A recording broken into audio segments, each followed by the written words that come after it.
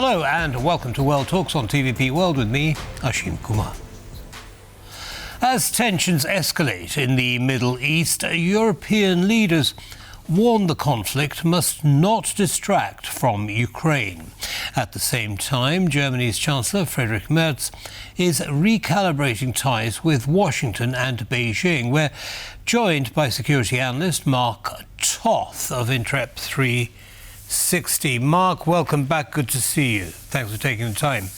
Ashim, great to be here. Thank you. Thank you. So let's kick off with a short soundbite that I'd like to share, and then I'll get your view on it. As the world focuses on the war in the Middle East, we cannot let Ukraine slip off the agenda. Moscow may have lost another ally in Tehran, but the same drones that are hitting Dubai are also hitting Kiev. There are no signs that Russia's war is slowing. Moscow's maximalist demands remain unchanged. Europe has a clear and legitimate interest in how this war should end. Right, so that was Kaja Kallas, the EU's foreign policy chief. Tell me, she's making a link between the war in Iran and the impact on Russia when it comes to prosecuting its war against Ukraine. Any thoughts on what she's just said? Yeah, no, she's right to do it, Ashim, and I'm glad you bring this up. Something that I've argued since the beginning of the war is that these conflicts, be it in Ukraine or in the Mideast, especially when it comes to Iran, are all interconnected. And to any extent that Iran is weakened, that helps weaken Russia as well. But we can't lose sight that there's two fights going on. There's a fight that's going on in Iran right now to stop that member of the axis of evil participating going forward. But there also is this ongoing need to continue the fight in Ukraine to make sure that Putin doesn't gain any advantages there. And I think the moment is opportune for Europe especially to redouble its efforts to support Ukraine, because Russia right now is badly shaken. This is the third axis of evil partner in a little over 2 months that is now under severe threat. And Putin basically is saying, I don't have any options. I can't intervene. He didn't in Venezuela. He hasn't yet in Cuba. He didn't in Syria, and now Iran. The timing is good for Europe. It's good for Ukraine.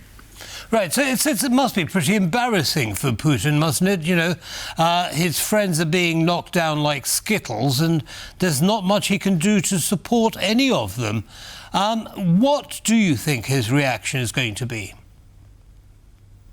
Yeah, Ashim, that's a great way of putting it. I mean, he should be embarrassed because basically this Russian bear that everyone has feared for 4+ years now since the war began, every single day it keeps proving that it's basically a paper tiger that, yes, pulls out its nuclear teddy bear to say, oh, we can nuke you, etc. But conventionally, Putin has no options. And from that standpoint, he's looking very, very weak here. And I think if you just look to the recent statements that Ukrainian President Volodymyr Zelensky has been saying, is he feels emboldened by this. He's been basically arguing to Europe now, there's no way that we're going to give up the Donbass. We're gaining territory in the south. And all of that is because Iran is proving to be a weak entity, a weak part of the axis of evil, and Putin can't stop it. So if he's powerless in Iran, Ukrainian president is basically saying he's powerless to affect much change in Ukraine as well. Right. How vulnerable do you think Putin is and the Russian economy at the moment? Yeah, you know, as I've often said, when it comes to dictatorships, you know, and Nazi Germany is an example, you know, unfortunately, they're very good at surviving even under severe economic stress.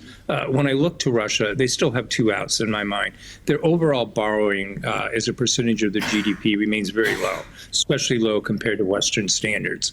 And then you look at the role that China plays in sustaining their economy through oil purchases and the like. The key factor about how weak Putin might become in the days ahead is whether or not China doubles down on Putin and aids him even more in terms of economic assistance through the purchases of cheap oil, et cetera, especially since China is about to lose some of that access or if not have it diminished in Venezuela, somewhat in Nigeria, but also now in Iran. That could bring those two back together just out of necessity for both parties. So I don't think Putin necessarily, even though he's down, I don't think he's close to being out, unfortunately. I wish he were. Right. Now, looking at it from the other side, you said, it's kind of given new lease of life to Zelensky, and for good reason. But there is a concern that the United States is going to take its eye off the ball in Ukraine and perhaps not support it to the same extent as it has thus far. Your thoughts on that? Yeah, I think there's two realities at play here. Certainly, that's the messaging that we're hearing out of the White House. Just yesterday, Trump again felt the need, unnecessarily, in my mind, to be derisive towards Zelensky, calling him a P.T. Barnum for getting advanced U.S. weaponry and munitions, et cetera. And certainly today, Caroline Leavitt, the White House spokesman, was just out with a statement saying that all the president is basically saying is that we can't afford to give these munitions up. So I think they're setting that bar. That said, tomorrow in the Hill in Washington, D.C., I've penned a column where we're basically calling on Trump, look, just like Iran has never been weaker, Russia has never been weaker on the battlefield than they are right now in Ukraine. Don't lose sight of it. There's a win there for the taking, and the president should definitely take it. Hopefully he does. Right now he's signaling that he won't. But maybe he'll read our article tomorrow and realize, hey, I can not just beat the axis of evil, I can beat the parents of it, basically Russia as well as China. Mark, you're talking about the possible reaction of Trump upon hopefully reading your article. What's the mood like in Congress when it comes to the war in Ukraine at the moment?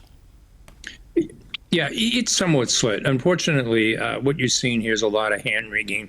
We're obviously in an election year where each of the political parties are positioning for the November election. So, if you're paying attention to the Democratic side of the aisle, they're coming out saying this is an illegal war, that Trump hasn't clearly defined the objectives. They're also claiming that there was no imminent threat. On the Republican side, especially after this poll today that came out from CBS News, that 85% of Republicans support Trump's decision to go to war in Iran, I think we'll see them pushing back on that and getting more behind the president. My own personal view is that the imminent threat has existed all along. Since 1979, in reality, 1,600 Americans, indirectly or directly, through Iranian proxies have been killed. And Iran has done a lot more in the region, including being behind somewhat the October 7th massacres. So, in my opinion, I think the Democrats are wrong here. The Republicans are right. But again, I don't view that politically, just their arguments. I do think this threat has been imminent. And I think the cost to U.S. forces now is cheaper than it would be waiting 2 or 3 years for Iran to reconstitute its ballistic missiles program. We're already seeing how many of those were able to get through without enough adequate defenses and interceptors. So that's my take. I think there'll be increasing Republican support. I think the Democrats will continue to fight it for political reasons and be opposed to it. Has the war in Ukraine then taken a back seat in the consciousness of Congress and the American public? No, I don't think so, Ashim. It's a fair question. I think right now in Washington, this is the topic of the day, the war in Iran, but maybe not for the strategic reasons that I would prefer. As you know, I'm apolitical. I don't look at this from a party standpoint. I look at national security as just the sole guiding star here. But unfortunately, I think the debate in Washington right now is a political one as opposed to a national security one. And hopefully it changes, but I don't think it will in an election year. Right, OK. So now Friedrich Merz went to see President Trump in Washington. What can you tell us about that meeting? Yeah, no, I think it's interesting. Clearly, Merz, the Chancellor of West Germany, or sorry, Germany, showing my age here, he's clearly trying to position Germany going forward as the main chief power in Europe. Now, Poland may, in your country, want to have an argument with him that they'd like to play that role as well. But he's clearly trying to draw closer. And I think Keir Starmer in the UK, by dithering in terms of offering UK support and the use of the Diego Garcia base, is giving Germany that opening for them to become that special relationship partner. So I would characterize Merz's actions so far is doing that. But I think there's also some reality here, and maybe a good way to appeal to Trump's ego is that Xi and Putin, and this is something we emphasize tomorrow in this article, has argued that this is a multipolar world. It may be in terms of economics, but when it comes to military power, as we're seeing right now in Iran, it's still very much a hegemonic world in which the U.S. dominates. And I think that's something that Germany understands. They need to coalesce around U.S. military power if they want to be that kingmaker in Europe going forward. Nonetheless, Germany and most European countries have very strong economic ties to China. How is Merz going to square that circle, developing the relationship with the US and at the same time acknowledging the economic ties with China? Right. Yeah, that's a great question to ask, because this is where I think you have to understand, and I mean the viewers, it's important to understand the deeper game that China often plays. The opening for Europe to maintain that and not for it to become a problem is that China has a tendency to play both sides of the aisle. For instance, not a lot of people realize it, but China is still Ukraine's biggest export partner. So you've got a lot of hard currency coming into Ukraine from Chinese exports to them. And so from that standpoint, I think Europe can play the same game. Look, China is very pragmatic when it comes to these kind of things. They've often viewed their economic power as their best power. I don't think they're going to simply terminate that with Western Europe. It's too much of a huge market for them. The EU is too important to them now and into the future. So I think Europe, definitely Brussels in particular, has operating room here to negotiate with China. I don't think the backlash will be severe over time. There could be flare-ups, Ashim, but I don't think it's going to be sustained. Okay, just very, very briefly, if you would, Mark, a final question. You touched on the American disappointment, President Trump's disappointment with Keir Starmer in the United Kingdom. Do you think that's something that can be repaired, for example, if the Prime Minister were to lose the next election? I think it could be.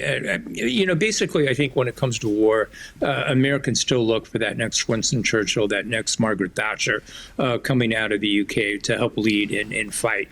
That's not happening this time. Keir Starmer doesn't want to play that role, and I think that's to his mistake. Fortunately, the UK, though, has King Charles still to play as a card, and he will be visiting the White House in late April. And I suspect that will be his task one, is to try to make sure that the UK maintains that special relationship. So yes, I do think the ties between the two countries are too strong.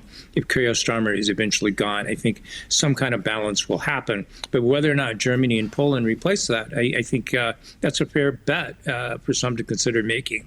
The power may be shifting, and the United Kingdom may regret Keir Starmer's position here. Lots of moving pieces there, Mark Toth.